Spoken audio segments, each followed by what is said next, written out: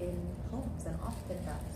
Trauma can occur in family dynamics where the difficulties of parents can kind of impact the children, where relationships of cyclical abuse, a parent maybe who was abused growing up in their household, replicating that abuse towards their children, and then the generational trauma carrying on. Trauma can also exist in terms of many of the phobias that we see today. So people who have experienced incidents of Islamophobia, people who have experienced moments that were very pivotal in which their levels of fear have increased, can also experience trauma. And we know PTSD, post-traumatic stress disorder, we have seen just an unprecedented increase in cases of diagnosable PTSD post-COVID, because for many of us, many of our children, many of our families, many of our elderly, COVID was a very traumatic period of time and left very traumatic traces following up. So for me, in my journey in terms of research and studying and kind of understanding people, so my initial PhD focused on intercultural communication and interpersonal communication. And I was very passionate about studying people, right? Understanding what makes relationships work, what makes them not work. Hence, I wrote a book on divorce, a book on marriage. But as I began to work more and more in the field in Cornerstone, and we opened our refugee division, and we opened that in 2016. It was after I had traveled to the border of Syria to work with refugees that were in the camps in Jordan. You used the word we, so who is we? Our organization Cornerstone. I had just explained a little bit. I'm late. Thank you for coming. Yes. So Cornerstone is an international nonprofit that I run. So our team at Cornerstone developed different curricula to approach trauma from an alternative therapeutic intervention method, which is more holistic than the secular approach that we often see in traditional Western psychology. Yeah. So we traveled to the border of Syria. We worked with refugee women, children, and orphans, and while there was a difference in terms of how many of the refugees responded to trauma as opposed to what we were seeing in many of our other divisions at Cornerstone.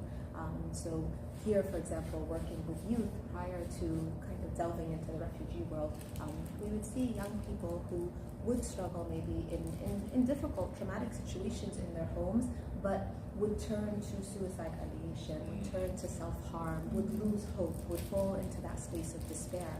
And yet what we would see in the refugee camps that, we hear really difficult stories. I remember there was one girl, her name was Salam, she was 15 years old, and she was telling me that she was about to get married. And I remember telling her, you're so young, you're going to get married at 15, and she was marrying a much older businessman from a neighboring Arab country. And she said, I have to, it's the least that I can do for my family. And, she kept saying, like, alhamdulillah, alhamdulillah. And then, I wound up meeting her mother, and I was talking to her mother, and I was trying to understand their story. And so she was telling me that they had been in Syria. They were in Idlib, in one of the towns that was bombed quite heavily. Salam's father was killed, and she was one of 7 siblings.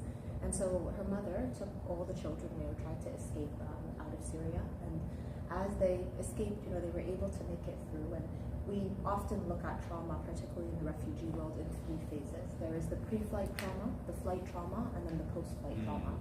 And the pre-flight trauma is the trauma that people feel when they're in the moment of crisis, when it's very difficult to process emotions, when our survival instincts kick in, and it's just about making it out, making it to the next day. So she said they were able to get out of Syria, and then they entered into one of the camps. It was actually the Zaatari camp, right outside of the border. And upon entering into the Zaatari camp, unfortunately, a lot of these camps, and now years later, they're even more neglected and overrun than they used to be. A lot of these camps are run almost mafia style, where the earlier refugees that enter into the camp kind of set the rules. And once you enter into the camp, you can't really leave the camp unless you pay a bribe, unless, there's a lot of hoops to jump through. So they entered into the camp, and she said the youngest of the siblings, who was just a baby, had gotten very sick in the camp because the conditions were very bad there. And so her mom decided that they had to leave again, and they had some distant relatives that she knew in Jordan and Amman, and she thought they would be able to leave and make it there.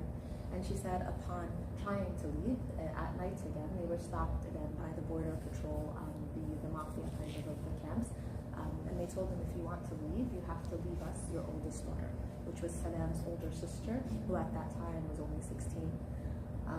And the mother didn't know what to do. You know, she thought, do I stay and potentially lose, you know, all of the youngest children to illness and disease, or do I leave and just leave the oldest behind?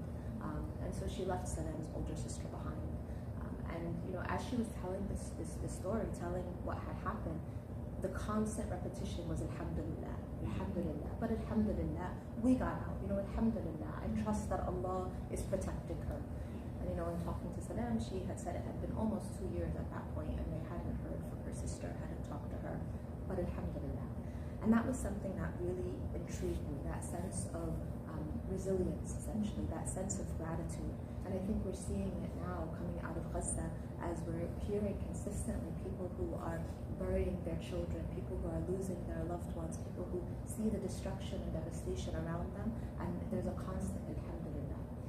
So I began to research emotional resilience, and my second PhD, which is in family studies and intervention strategies, focuses on emotional resilience really, and understanding what is it that informs emotional resilience within trauma incidences.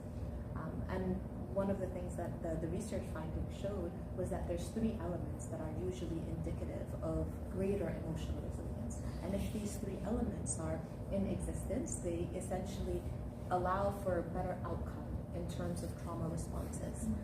And the 3 areas are community, so having a connection to others, whether it is, you know, a sense of family, a sense of a greater community, feeling like you are part of something bigger than yourself. So community, faith, so any kind of a faith anchor, not even necessarily, you know, organized religion or a monotheistic religion per se, but having a faith anchor, something that directs your heart to say, this is what I have faith in. And the 3rd area is hope, which, you know, when we turn to the Quran, we see Allah Azza wa Jalla reminding us, "La taqnatu min rahmatillah," do not despair from the mercy of Allah. Maintaining that hope and feeling, you know, a sense of assuredness that it's going to be okay, that regardless of what I face, regardless of what I see, I'm going to be okay. And those 3 elements, essentially community, faith, and hope, are what inform the work that we do at Cornerstone now, where we began to take this collectivist approach to trauma-informed care. So that's kind of the way that we look at trauma, the way that we at Cornerstone kind of approach those who are struggling with trauma. But I think, you know, from a connotative perspective, and just from our usual lexicon, you know, I hear a lot of young people, particularly, you know, high school, college students, using the word trauma, like, you know, dropping it left and right, like, you know, I've experienced trauma, I've been through trauma. And that's not to say that someone's hardship, you know, cannot be classified as trauma because it doesn't meet certain categories. No, you know, Allah Azza wa Jalla tells us in the Quran, "La yukallifu Allahu nafsan illa wus'aha," that He will not burden a soul with a burden that's greater than that soul can bear. And we often say, you know, what we're seeing today, for example, particularly, you know, post-October 7th, and the way that many people are responding to what is happening in Gaza, we are seeing a lot of vicarious trauma. You know, trauma that people are experiencing because there is a sense of hopelessness, a sense of hopelessness in seeing what is happening to others. So trauma can't be categorized in a linear way. You know, we can't say this is the formula for understanding trauma, but we also don't want to minimize or take away from the understanding of trauma and the outcomes of trauma by calling everything traumatic, right? Because there is an understanding that trauma impacts the person, it impacts the psyche, it impacts the emotions, it impacts the way that someone is able to interact with others. Trauma impacts functionality, meaning that when someone experiences trauma, it will change the way that they react to the world and the way they respond to those around them. And this is where it can be, again, something like, you know, someone having a childhood memory that resurfaces, and that can be, you know, their form of trauma, and that can impact how they act and interact. Or it could be someone who has lived in a war zone, someone who has seen, you know, devastating things around them, and that can impact functionality as well. So I'm going to pause here, since we said we want to have a discussion style, and I'd love to just hear from each of you. What is it that woke you up so early on this day of the conference to come to this session? What interest did you have in this field? And I'd love for us to kind of direct the conversation in a way that you can gain the most out of it, inshallah.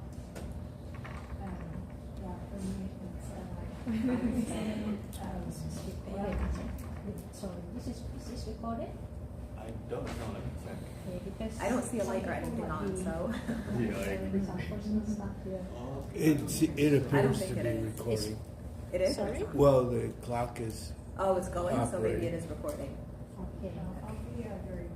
We can stop Oh, we recording. can stop it. Yeah. Yeah, That's that's nothing what I I'm would say have to discussion. Yeah. That's what I'm I saying, prefer yeah. to have a real discussion. Yeah, I'll I take agree, I agree. responsibility. Yeah, yes. Yes, if we get in trouble, it's all you guys. Yeah, don't worry. Being careful is the right thing. Yeah. I'm the right thing there. I just want to Okay. have a There real you go, discussion. perfect. All right, so the recording is Wait, off. one second. so- It's,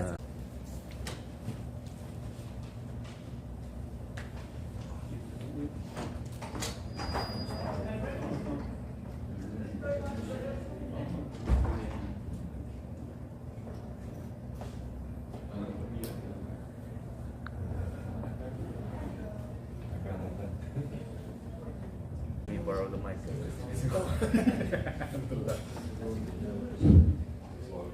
Okay, Assalamualaikum warahmatullahi wabarakatuh. إن الحمد لله نحمده ونستعينه ونستغفره ونعوذ بالله من شرور أنفسنا ومن سيئات أعمالنا من يهد الله فهو المهتد ومن يضلل فلا هادي له أشهد أن لا إله إلا الله وأشهد أن محمدا رسول الله اللهم صل على محمد وعلى آل محمد كما صليت على إبراهيم وعلى آل إبراهيم إنك حميد مجيد. Alhamdulillah, we're here and we are blessed to have a local chef from Austin itself.